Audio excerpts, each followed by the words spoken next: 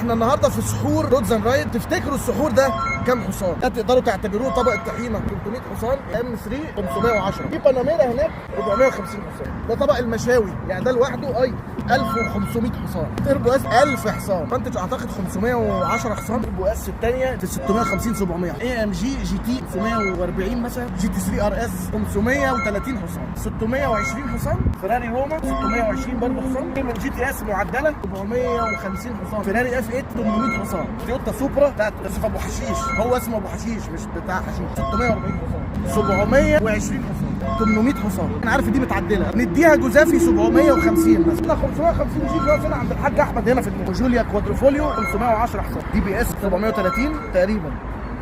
اطلع بره الفيديو بتاعك. 600 حصان فيراري بورتوفينو وكده المجموع كله يبقى 15980 حصان. 900 وكام؟